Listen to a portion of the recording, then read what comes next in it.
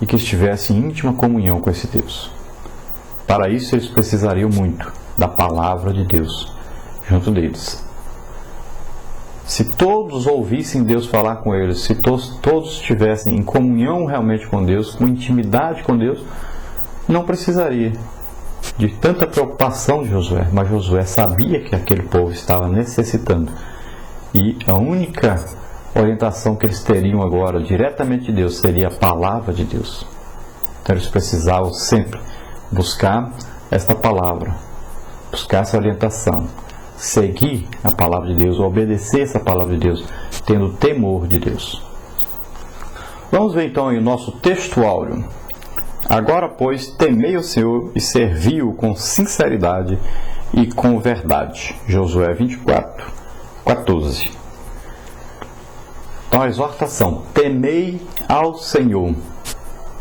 O temor do Senhor é que traz sabedoria, traz inteligência, é que traz felicidade, é que traz prosperidade, é que traz a nós uma vida tranquila e em paz com Deus. Então aqui Josué diz que o povo deveria então temer ao Senhor. Depois disso, serviu com sinceridade. Sinceridade, ou seja, a pessoa sincera é aquela que tem no fundo do seu coração o desejo realmente, é verdade realmente. Ele deseja, ele quer, ele se satisfaz com a obediência a Deus, com a intimidade com Deus. Ele é sincero, ele é fiel. Ainda que lhe custe a vida, ele continuará sendo fiel a Deus. Então, Deus pode olhar para o seu coração. Ele não serve a Deus por causa de posição, por causa de dinheiro, mas por sinceridade, por amor. Esse realmente é o sentido aqui da sinceridade com Deus. É amar a Deus, é servir a Deus por amor. É bem diferente daquele que serve por alguma coisa, ou por algum prêmio, ou por alguma posição. Então aqui é servir o Senhor com sinceridade. Também com verdade, ou seja, segundo a palavra de Deus. A verdade está contida aí na palavra de Deus. Jesus diz: eu sou o caminho e a verdade e a vida, e ninguém vem ao Pai senão por mim. E a palavra viva de Deus, essa palavra que nós lemos, a Bíblia, se você ler esta palavra e seguir essa palavra, ela é a verdade. Nós devemos então seguir a Deus segundo a orientação da palavra de Deus. Glória a Deus. A nossa verdade prática diz o seguinte: a obediência aos preceitos divinos nos conduz em triunfo até a Canaã celestial, ou a Canaã celeste. Então veja bem que essa obediência a Deus, obediência aos preceitos divinos, quer dizer, obediência à palavra de Deus. Se nós somos realmente obedientes a essa palavra, guardarmos aí no fundo do nosso coração essa palavra, nós chegaremos um dia a Canaã celeste, ou seja, a Jerusalém celestial, a cidade do nosso Deus, que está preparada para aqueles que o temem, aqueles que o amam, aqueles que aceitaram o seu Filho Jesus Cristo como Senhor, único Senhor e Salvador de suas vidas. Glória a Deus.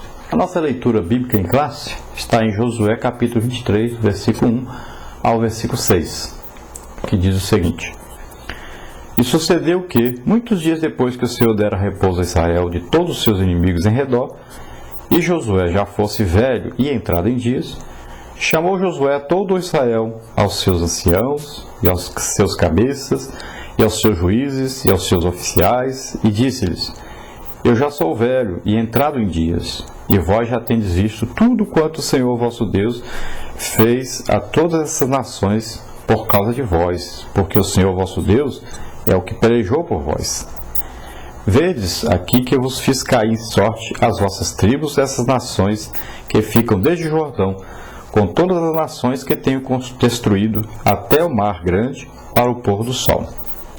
E o Senhor vosso Deus as impelirá de diante de vós, e as expelirá de diante de vós, e vós possuireis a sua terra, como o Senhor vosso Deus vos tem dito.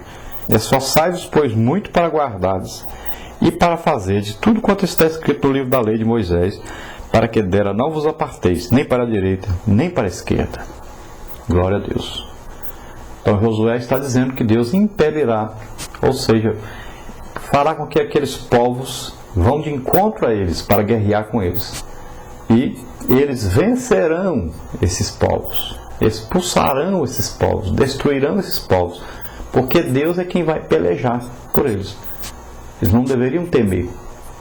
E o que eles fizeram? Ao invés de combater esses povos, fizeram amizade com esses povos, né? Talvez hoje esteja acontecendo muito isso. Ao invés da igreja combater o pecado, ao invés da igreja condenar o pecado, muitas vezes a igreja faz de conta que não vê, que não sabe de nada, e acaba fazendo alianças políticas e alianças com pessoas que vivem no pecado. Pessoas são enganadoras, mentirosas, pessoas que só pensam no lucro, principalmente o lucro financeiro. Então, a igreja não pode se misturar com o mundo, não pode imitar o mundo, não pode participar das festas mundanas. A igreja deve ser separada, deve ser exemplo. Assim como Deus chamou Israel para ser exemplo no meio das nações, para ser diferente na maneira de falar, de agir, na maneira de agradar a Deus, de ter intimidade com Deus, de buscar a Deus. Em tudo, a igreja deve ser diferente. A igreja está no mundo como luz, como exemplo. As pessoas devem olhar para a igreja e ver que é um povo diferente. Não se misture. Você pode pregar o evangelho para eles, pode falar de Deus, pode dar testemunho da sua vida para eles, mas não se misture. Não seja como eles, não vista-se como eles, não fale como eles, não se comporte como eles, não tenha os mesmos deuses que eles têm, os mesmos ídolos que eles têm. Nós somos chamados para ser diferentes. Seja santo, porque o Senhor, nosso Deus, é santo. Glória a Deus. Nós vamos estudar a nossa lição aí seguindo o nosso questionário. Nós fazemos sempre um questionário. E às quartas-feiras à tarde o questionário já está aí no nosso site. Você vê o endereço aí abaixo. E você pode adquirir então esse questionário, passar para os alunos, você que é professor e você que é aluno, estudar e responder o questionário. Dentro da introdução, a pergunta número 3. Por que Josué reuniu-se com os israelitas para dar-lhes as orientações que iriam ajudá-los a prosseguirem vitoriosos na conquista do restante da terra? Então a resposta verdadeira, porque Israel não era zeloso em seguir tudo o que estava escrito no livro da lei de Moisés. Então Josué não convocaria o povo, aí todos esses líderes, para exortá-los, chamar a atenção deles, se eles estivessem vivendo de acordo com a palavra de Deus. Então, como ele via que eles não estavam vivendo da maneira que estava realmente escrito para viverem, então ele chamou-os antes de morrer para chamar-lhes a atenção, para exortá-los a viverem de acordo com a palavra de Deus. Na primeira parte aí, as recomendações de um homem de Deus. Então a quarta pergunta, por que Josué convoca o povo? Então, porque estava próximo da morte. Deus mesmo havia dito para Josué que ele estava próximo de morrer. Então, Josué chama o povo, que sente agora a urgência de chamar o povo e orientá-los. Era despedida de Josué. Na pergunta 5, quais palavras finais Josué pronunciou ao povo de Israel para encorajamento e instrução? Então lembrou-os de que aquelas vitórias alcançadas ao longo de suas jornadas não eram resultados de seus esforços e competência, mas sim da abundante graça e misericórdia do Senhor. O porquê o Senhor, vosso Deus, é o que pelejou por vós. Então, Josué faz questão de lembrar o povo que as vitórias não foi por causa deles. Não é pela sabedoria de Josué, nem de seus exércitos, nem da coragem deles, nem por nada disso. Não tinha mérito os homens, mas o mérito todo era de Deus. Deus é que havia pelejado, Deus é que havia vencido realmente os inimigos. É muito importante o líder, ele sempre mostrar isso aos seus liderados, que é Deus quem faz, é Deus quem vence as lutas. E o louvor, a honra, a glória sempre pertence a Deus e não aos homens. Pergunta número 6. Josué conhecia os pontos fortes e fracos do povo que liderava. Sabia do desleixo dos israelitas em guardar toda a lei do Senhor, pois ainda faltava-lhes mais temor de Deus, que nos faz cumprir os mandamentos divinos. Dê mais vantagens para aqueles que temem a Deus.